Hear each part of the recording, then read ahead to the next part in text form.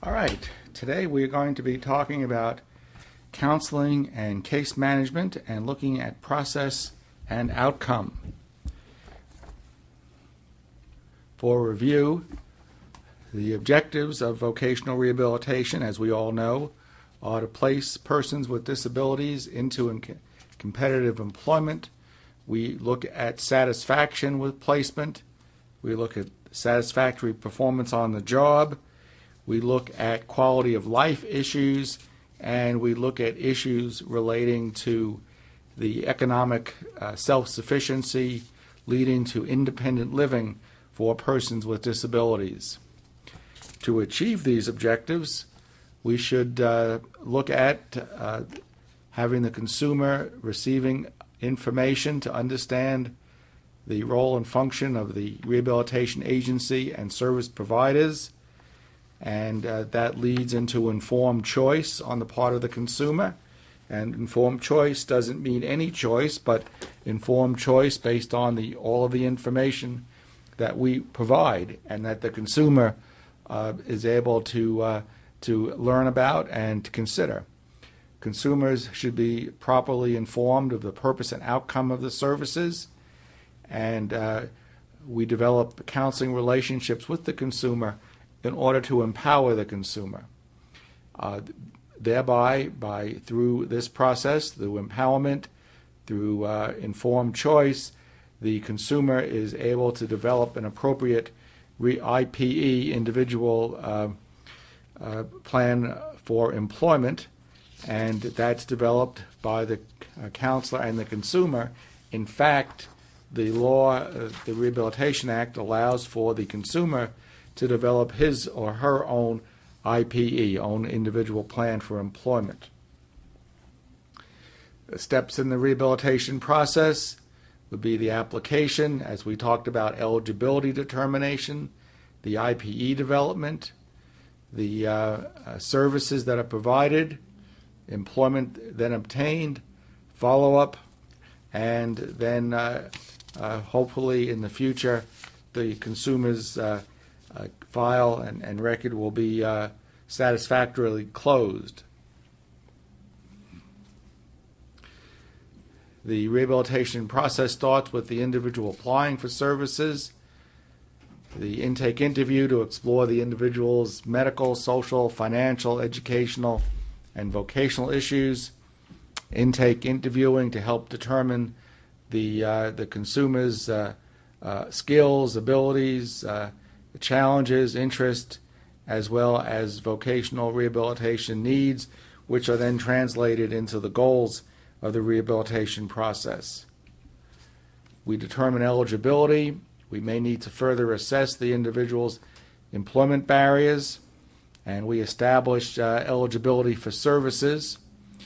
The IPE development and services provided include establishing eligibility, and once eligibility is established, the consumer and the counselor work together to develop, as we've discussed, the IPE, and the IPE is tailored to match the consumer's abilities and interests with external factors such as the types of job training that's available for the person, as well as the employment options and the employment opportunities which exist in the consumer's geographic location.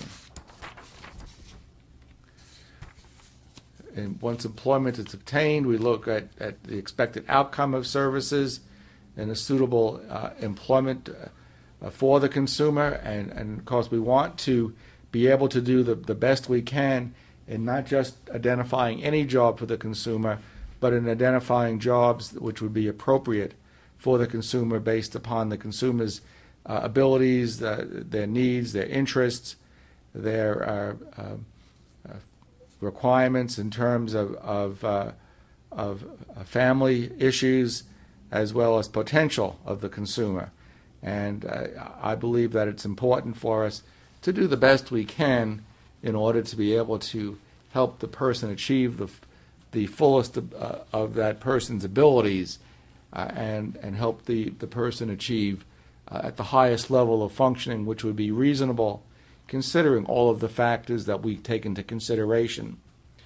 And it may take a few months to a year or more to place the person or to have the person find suitable employment, and we need for the consumer to be involved in every step along the way, and we need the consumer to be actually the manager and the director of his or her own rehabilitation plan, because we need the consumer to be the person who takes responsibility and is the primary stakeholder in achieving successful rehabilitation outcome. And when we have the consumer taking responsibility, the likelihood of success is increased, is enhanced. With regard to follow-up, what we are interested in doing is following up on the services following up on employment after the services have been provided. We follow up, provide support to consumer in the workplace, and we help employers who may not be familiar with employment of a person with disability. And what we want to do is to increase job retention, and we want to, and in the intake interview, what we want to do is be able to look at the types of services that the consumer can benefit from.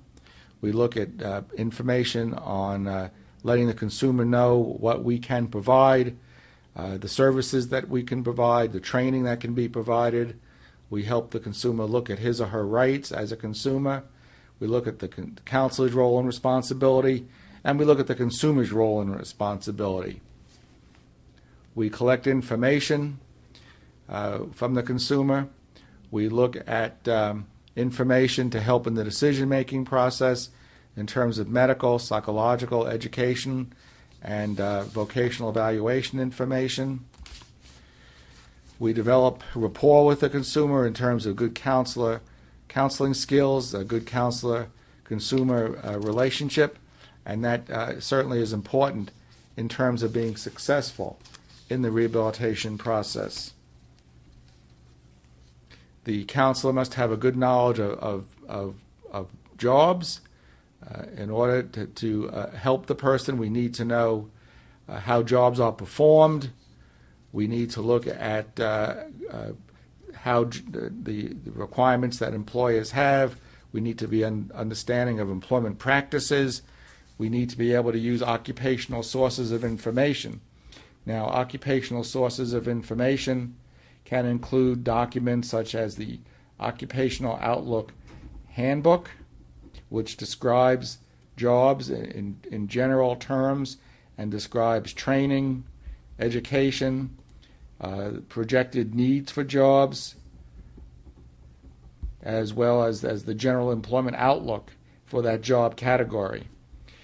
We use the Dictionary of Occupational Titles, which has not been updated since 1991, so it's outdated, but nevertheless is still utilized. And it's based upon basically looking at job factors, how jobs are performed from a quantitative perspective in terms of exertion, physical demands, skill levels required, various types of aptitudes, and the DOT was tied into the an old aptitude test battery known as the General Aptitude Test Battery, and people given the GATB General Aptitude Test Battery could be matched based upon their scores with jobs contained in the DOT. Now, we talk more about that in the job placement class. Other sources of occupational information include the new ONET. Well, it's not new anymore. It's been out there for about 10 years now. The ONET was supposed to replace the DOT, and the ONET is based more on a functional model, so it's really based upon the functions that a person performs. So it really doesn't get into specific exertional levels, but it talks more about the tasks required, the general abilities and skill levels required for different jobs. So some people find that to be a better method of looking at jobs than the DOT method. other people rely upon the DOT. They feel more comfortable with that, even though it's outdated. Other sources of information can include various documents related to the DOT, such as a book called Selected Characteristics of Jobs Defined in the DOT.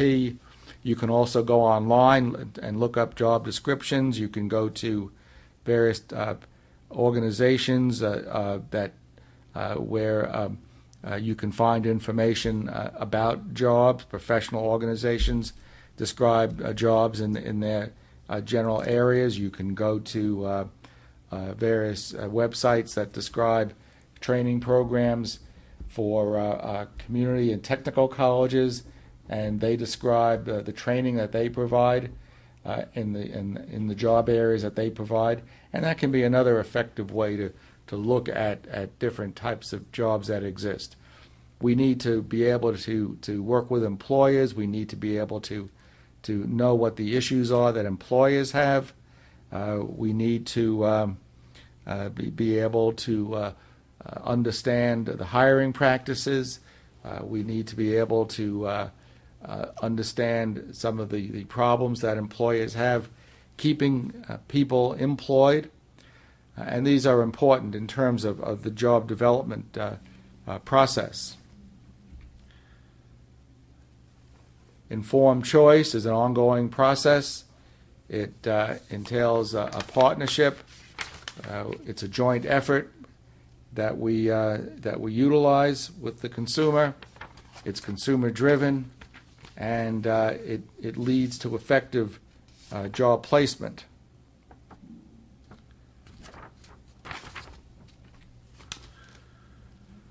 The process of choosing from options, making decisions based on access to accurate information is certainly part of informed choice. The options developed by the consumer and the counselor to help succeed in rehabilitation is part of the informed choice process. The counselor should be able to provide information on different options to help consumers make choices. The consumer must be asked about different employment or potential employment outcomes as part of the counseling process. I would certainly encourage the consumer to go out to talk with people that you may know who are supervisors or managers where there might be jobs the person is considering, where they might be being performed, or if the person is interested in some sort of formal retraining. I would look at sending the person to instructors who are knowledgeable in the training area and the job area, so the consumer can get a handle on the requirements of the different jobs and whether the consumer feels that the job areas being considered are appropriate for the consumer in terms of abilities and interests and background and external factors such as the local labor market and family requirements. The criteria for success in rehabilitation is we are outcome oriented. We want to be able to match the consumer with the best job fit, because in that way the consumer is more likely to be successful and is more likely to be satisfied. We want to be able to place the person into employment and have the employment sustained, and we want to be able to make sure that we are providing the support needed in all areas so that we enhance the potential for the consumer to be successful in the job market. And all of these factors are critical with regard to sustaining or ensuring the sustention of the person in employment. Some characteristics needed by case managers in the rehabilitation process or rehabilitation counselors in the process. We need to be able to allocate sufficient time to work with consumers.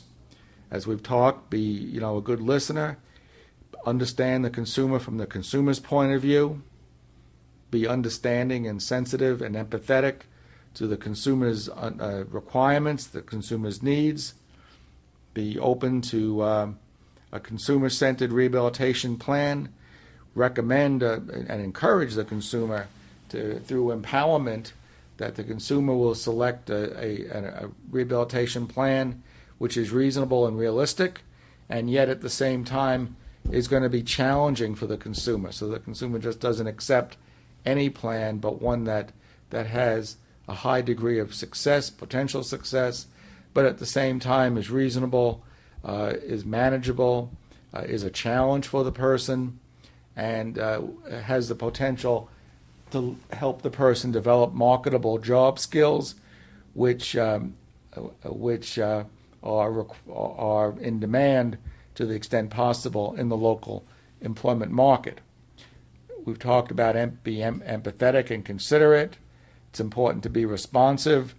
We need to return phone calls or emails, however we're communicating with the consumer, and we need to have different ways of effectively communicating with the consumer. And in some cases, that may mean email or whatever else you as the counselor feel and deem appropriate. I certainly think there needs to be boundaries whereby we need to be able to have consumers respect our own private time when we're not on the job, but we still need to be able to be responsive. We need to schedule appointments with the consumer. We need to treat the consumer with respect and dignity and be trustworthy and dependable. And I think as part of this, it's, many consumers are kind of on the borderline as to whether they're going to be successful or not, and our efforts, perhaps especially more so initially, may make the difference in whether the consumer is effective or whether the consumer kind of disappears and we never hear from the consumer again. So, doing these things will ensure that we have done all that we can to ensure success on the part of the consumer. We need to be knowledgeable about disability and the services that we're being provided, and we need to make sure that when we do a rehabilitation plan, that we've made sure that the job that is being considered or the consumer is being trained for, that it matches the consumer's physical and or mental abilities, which may mean that we contact the treating physician or mental health person to verify that the job we're considering is one that person feels the consumer has the physical and or mental capability to be successful at. As I said previously, we need to understand the job market. We need to be able to have a system where we can follow up as a consumer moves through the rehabilitation process, through the training program, and later on to follow the consumer into employment. We need to assist the consumer to feel confident and to, as necessary, advocate for the consumer. But we also need, as we empower consumers, we need to also get consumers to feel that they can do self-advocacy, and they can also be responsible and take responsibility for their own rehabilitation plans and programs. We need to help motivate consumers, and certainly a lot of motivation comes within the consumer when the consumer looks at incentives for rehabilitation, but we can also make sure that we are supportive and encouraging to the consumer, and that we can talk about how through going through the rehabilitation plan and the program that the person has the potential to achieve his or her goals. And we need to help the consumer have up-to-date information on job availability and on training options, on earnings potential, and that we are, as a result, responsive to the consumer. And then finally, We need to assist in building family and community supports for the consumer. Very frequently, we can do a lot of work, but ultimately, if the consumer doesn't have the support of the family and significant others, all of the work that we do may be for naught and may end up with the consumer not being successful. I recommend having appointments with not just the consumer, but also with significant others, with the approval of the consumer. And we need to have appointments that are convenient and accessible for the consumer. And we need to be able to make sure that we allow enough time to spend sufficient time with the consumer so that all of the issues that the consumer has are addressed. And as a result of doing these things, as we've talked, we will have excellent counseling and interpersonal skills so that the consumer feels that we are devoting the attention that he or she needs in order to be successful.